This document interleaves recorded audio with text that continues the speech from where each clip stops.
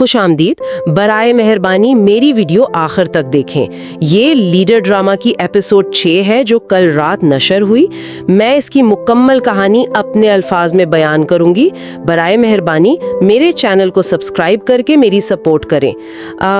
تو آج کی اس تفصیلی بات چیت میں ہم جس کہانی کا گہرا جائزہ لے رہے ہیں وہ واقعی بہت مزے کی ہے. یعنی ذرا سوچئے، کسی کو ایک چمکتا ہوا نیا فون تحفے میں دینا، لیکن اصل میں اس کے گلے میں ایک ڈیجیٹل ٹریکنگ کالر ڈال دینا. ہاں بالکل، یہ تو وہی بات ہو گئی نا کہ سیاست بالکل ایک شطرنج کی طرح ہے، جہاں نئے جوان مہریں سمجھتے ہیں کہ وہ بہت اہم ہے. منصور کو ہی دیکھ لیں، اسے لگتا ہے کہ دادا سر سے نیا فون ملنے پر وہ اچانک بہت پاور میں آ گیا ہے. رائٹ، جبکہ اصل گیم تو کچھ اور ہی چل رہی ہے یہاں. صحیح بات ہے. دیکھا جائے تو یہ کسی بڑے کارپوریٹ سٹرکچر جیسا کھیل ہے.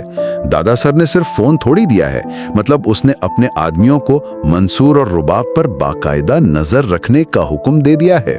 اوہ واو، یعنی منصور کو لگ رہا ہے کہ وہ بالکل آزاد ہے. ایگزیکٹلی، جبکہ اصل میں اس کی ہر حرکت اور اس کا پورا ذہن ٹریک ہو رہا ہے. لیکن ایک منٹ، اگر ہم سیاست میں صرف اپنے فائدے کی بات کر ہی رہے ہیں تو آغا نے اپنے ہی قریبی دوست کی ویڈیو کیوں لیک کر دی؟ آپ اس ہیلتھ منسٹر والی ویڈیو کی بات کر رہی ہیں نا؟ ہاں وہی، مطلب وہ تو اس کی اپنی دوستی اور اتحاد کا حصہ تھا نا، پھر خود ہی اسے کیوں پھنسایا؟ دیکھیں، آغا کی نظر میں ان رشتوں کی واقعی کوئی وقات نہیں ہے. یعنی یہ بالکل ویسا ہی ہے جیسے آفس میں آگے بڑھنے کے لیے لوگ اپنوں کو ہی راستے سے ہٹا دیتے ہیں. آغا کو اپنا مفاد اور آگے بڑھنے کا راستہ صاف کرنا تھا. صحیح، تو دوست بھی قربان کر دیا.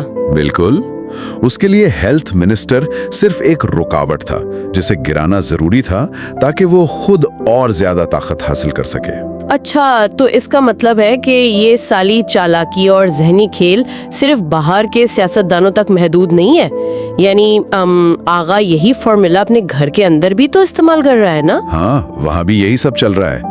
آصف اور آغا کا رشتہ اس کی سب سے بڑی مثال ہے. وہی نا، جیسے اچانک منگنی چھوڑ کر رباب سے فوراً شادی کرنے کی ضد کیوں کرنے لگتا ہے. یہ کوئی محبت تو نہیں لگتی مجھے. بالکل نہیں، یہ خالص پینک ہے. دیکھیں، جب کسی کنٹرول کرنے والے شخص کو لگتا ہے کہ اس کا شکار اس کے ہاتھ سے نکل رہا ہے، جیسے آصف کو رباب کے بدلتے ہوئے رویے پر شک ہونے لگتا ہے نا. اچھا، تو وہ فوراً اپنا حق جتانا چاہتا ہے. ایگزیکٹلی. آصف کے لیے یہ شادی ایک رشتہ نہیں ہے بلکہ رباب کو قابو کرنے کے لیے ایک پنجرے کا تالا ہے. مجھے یہاں ایک الجھن ہے. ویسے اگر آصف رباب کو اتنا ہی قابو کرنا چاہتا ہے تو آغا نے اس کا یہ مطالبہ رد کیوں کر دیا؟ آغا تو خود چاہتا ہے کہ یہ اتحاد چلے.